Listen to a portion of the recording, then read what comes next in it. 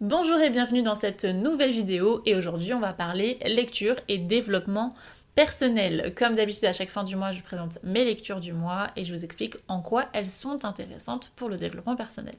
Je vous invite à prendre donc une petite boisson chaude, à vous installer confortablement pour écouter cette petite review. Alors pour ce mois de mars, je suis partie sur le thème de la mythologie, qui est un thème que j'adore et que j'affectionne particulièrement.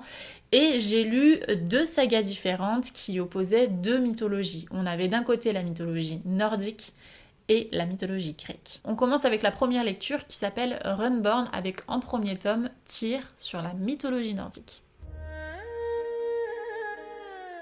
Pour vous raconter un petit peu l'histoire, donc Tyr, c'est un jeune homme de 18 ans qui a toujours eu une marque sur la main. Il a deux meilleurs amis qui eux aussi ont une marque assez particulière et les trois se sont toujours sentis un petit peu différents des autres. Ils apprennent à leurs 18 ans qu'en réalité ce sont des Runborn et que les marques ce sont donc des runes. Ils représentent une divinité et ils incarnent en réalité une divinité. Tyr est donc une réincarnation, plus ou moins, de Tyr, le dieu de la guerre et de la justice. Les trois jeunes gens apprennent donc qu'ils doivent retrouver les 24 Runborn pour pouvoir refaire vivre les dieux.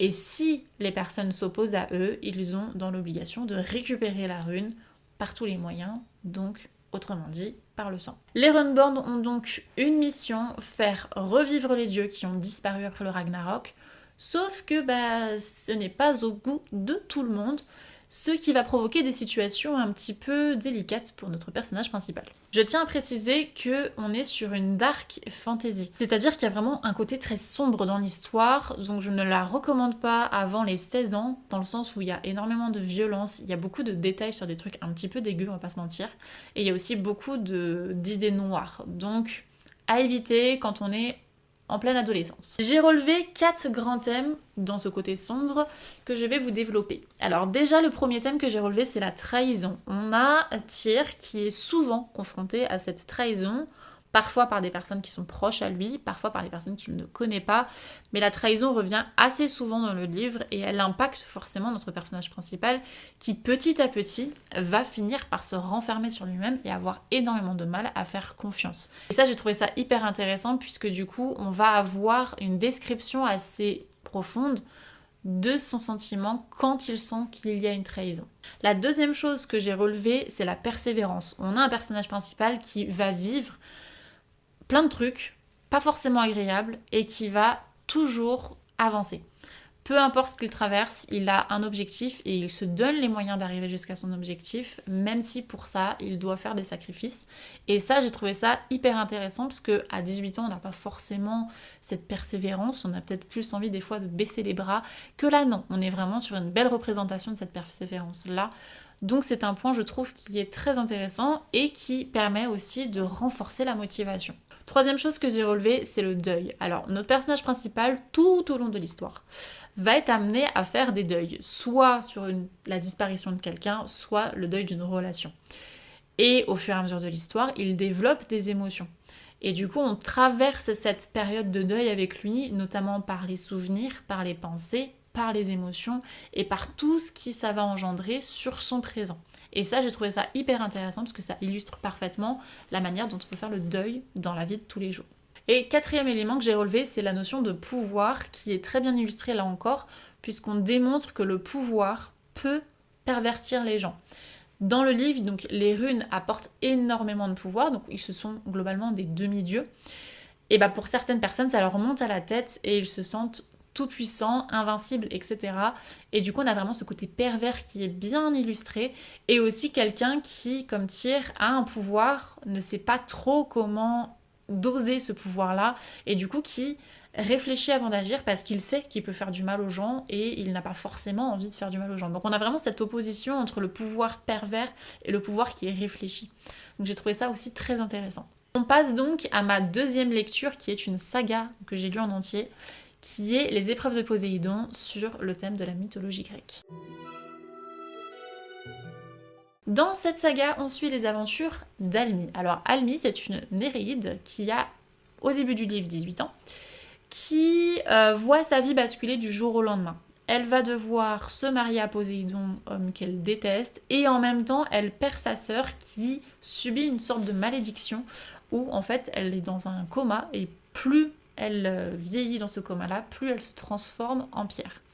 À peine le mariage fini, Poséidon la chasse, il l'envoie sur Terre et elle met 8 ans avant de retourner dans l'océan pour retrouver sa sœur et essayer de la sauver. Quand elle est dans l'océan, son objectif est simple, elle veut tout simplement éviter Poséidon parce que s'il la voit, c'est retour sur Terre, mais elle a besoin du vaisseau de Poséidon pour arriver à un lieu stratégique, l'Atlantide. Sauf que les choses ne se passent pas du tout comme prévu, Poséidon la découvre et en plus de ça, elle se fait embarquer malgré elle dans les fameuses épreuves de Poséidon où elle doit littéralement se battre contre des dieux pour sauver le royaume de Poséidon, qui, je le rappelle, est un homme qu'elle déteste. Petite information, avant de faire l'analyse, j'ai bien aimé parce que Poséidon est représenté pour une fois comme un homme sensible et non pas comme l'homme brutal et sans cœur qu'on a l'habitude de voir. Donc j'ai trouvé ça intéressant d'avoir une autre version de lui-même et ça donnait une autre nuance à l'histoire, donc je trouvais ça assez intéressant de la part de l'auteur. Le premier grand thème que j'ai relevé, c'est la découverte de soi. On a Almi qui est une nymphe sans magie. C'est la seule qui n'a pas de magie. Et en réalité, elle a un coquillage au niveau de la poitrine qui est censé être coloré, qui est tout noir. Du coup, elle ne comprend pas pourquoi elle est brisée, elle est cassée. Et tout au long en fait de la saga, on apprend son histoire, elle apprend à se découvrir et on a cette belle évolution, je trouve, de son personnage. Donc on passe d'une personne qui vivait à travers le regard de sa sœur, qui apprend à vivre pour elle à travers son propre regard et qui apprend finalement à se découvrir et ça j'ai trouvé ça hyper intéressant. Le deuxième point, la confiance. On a Almi qui de base ne fait confiance qu'en sa sœur, qui va petit à petit apprendre à faire confiance aux autres, que ce soit sa petite étoile de mer de compagnie, que ce soit Perséphone ou que ce soit même Poséidon, l'homme qu'elle déteste mais dont elle a besoin. Donc j'ai trouvé ça aussi hyper intéressant, cette notion de confiance qui s'installe au fur et à mesure, mais qui n'est pas non plus une confiance absolue. Donc ça c'est très intéressant. Autre point, l'amour. L'amour est très présent dans la saga. C'est à la fois un amour fraternel qui est hyper fort entre donc Lily et Almi, donc Lily la sœur qui est dans le coma.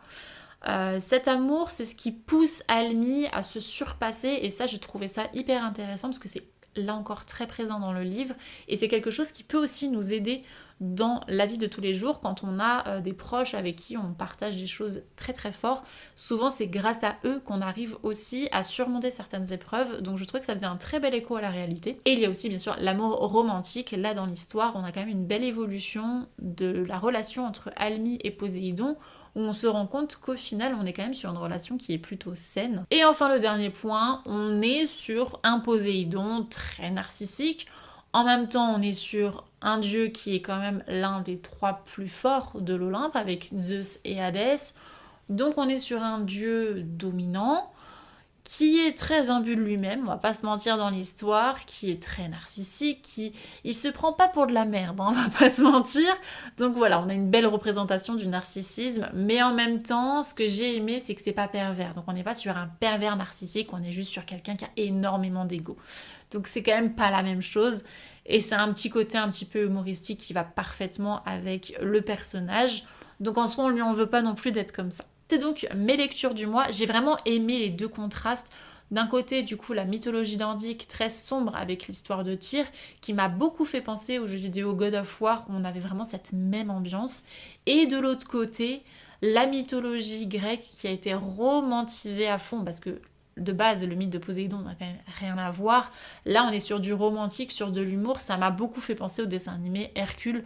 C'est un petit peu cette même vibe-là. Donc c'est vrai que les deux étaient totalement opposés, mais les histoires sont hyper intéressantes, donc je vous les recommande grandement. Le thème du mois d'avril est un petit peu spécial. Je le consacre aux auteurs que j'ai découverts sur les réseaux sociaux.